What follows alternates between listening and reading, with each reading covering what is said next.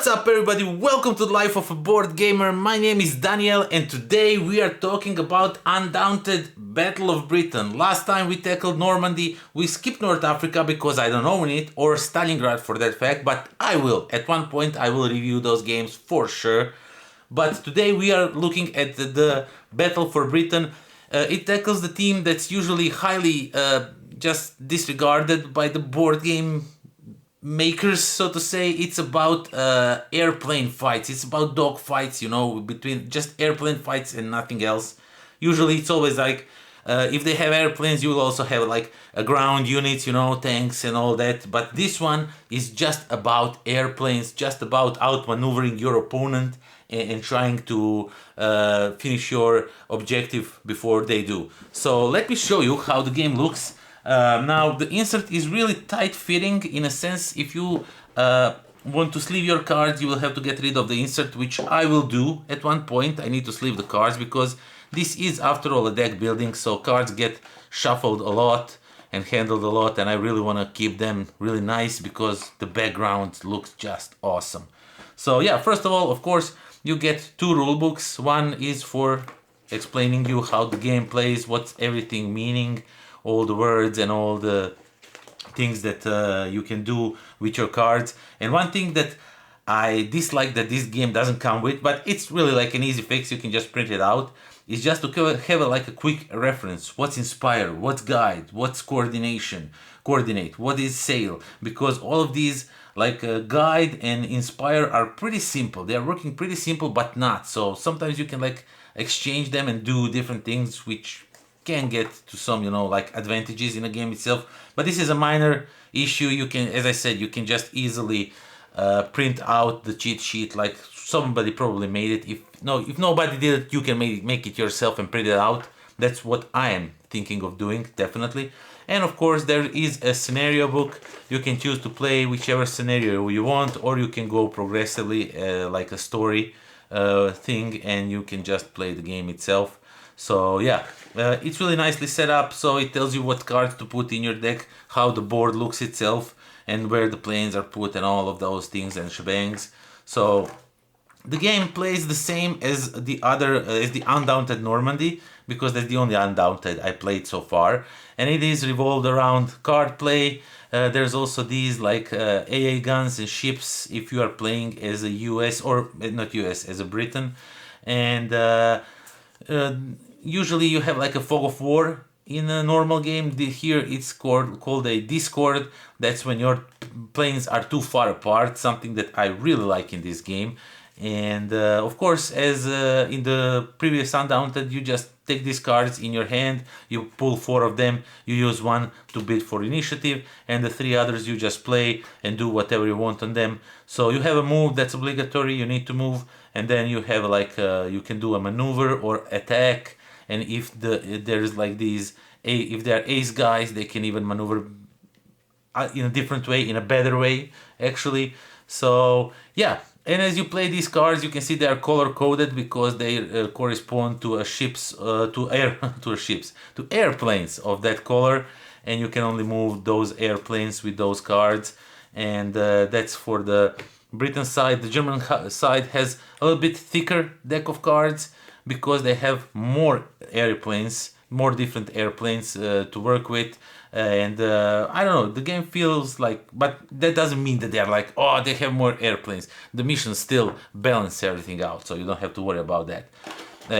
Am I constantly saying ships or the airplanes? If you hear me say ships and just continue talking, that means that I completely am losing my mind. So yeah, these are the airplanes because there are ships in the game. These are the airplanes for the Britain side, and you will have a Hurricane, you will have a Defiant, Spitfire, and I think that's that for the Britain side. And as you can see, some of them can shoot in many different directions. Now, orientation where your plane is looking matters, and it matters a lot. It's really important because in this game you can either move and attack, or move and maneuver your airplane, so to go left or right, you know, to position yourself. And that's the thing with this game, because maneuvering doesn't mean you can attack after it, and it's really hard, to set yourself perfectly to attack other airplane, but it's manageable, it's doable. So but the thing is that it prolongs the game a little bit more. I'm going to talk about it in a second. Let me just show you first everything. Okay, so Germans, they have all kinds of different things. They have BF bombers, they have Heinkel that shoots on all 6 sides. They have other BFs, something, BF 109F. They have all kinds of different ships. Me again with the ships. I'm not sure what's going on. Why I'm telling ships? Airplanes. They also have like a decoy airplanes. They are playing like with this bomber, and you try to attack it when he flips it on the other side. Once you hit him, oh, it's a decoy. Unlucky for you. So there's some missions that use decoys, really awesome. And yeah, you also get some tokens to see what spaces have some extra defense or stuff like that. Initiative tokens, some dice to roll and attack and defend, not defend, just to attack.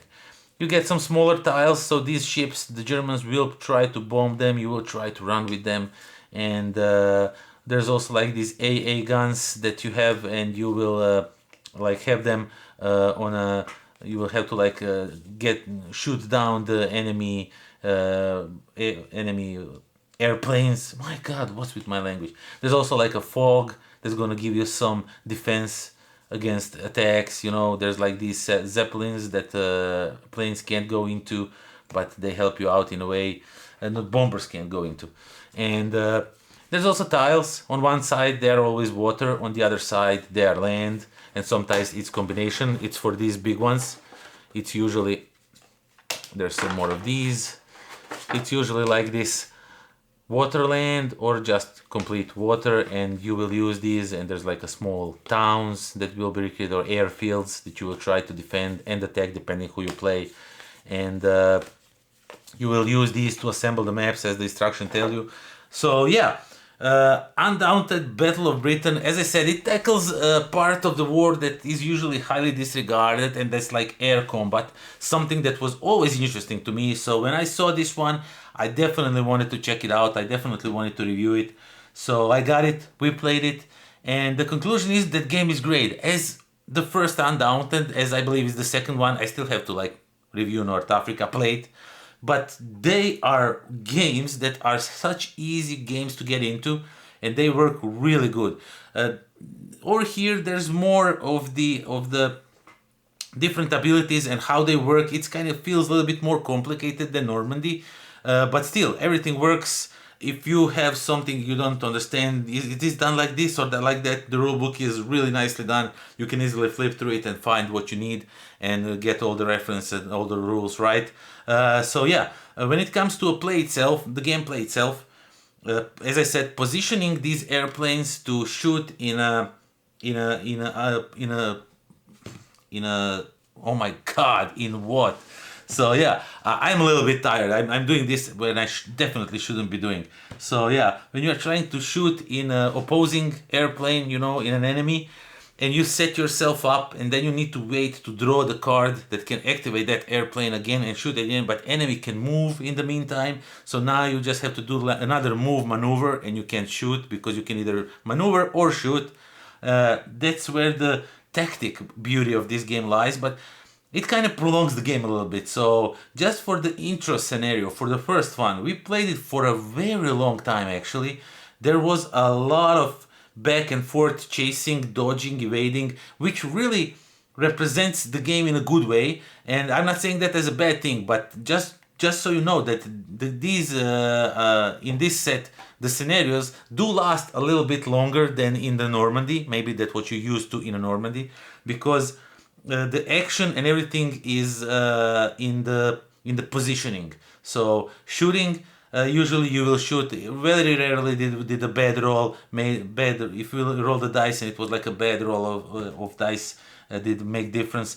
So yeah, we usually just hit whatever you shoot because it's really easy to hit opponents. But to set yourself up to hit opponent, that's where the beauty of this game lies. The part where the trick is. It's in this game. It's in that part to set yourself up. To make them so they can't go anywhere or otherwise they are gone.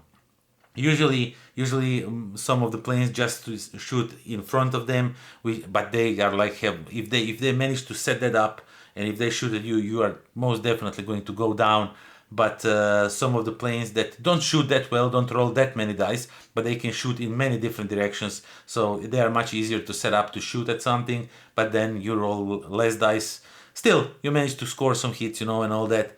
But overall, I really like it. I think this is a great series that deserves way more love, and I'm definitely going to try and get myself a box of North America and Stalingrad to try it out to see how it works.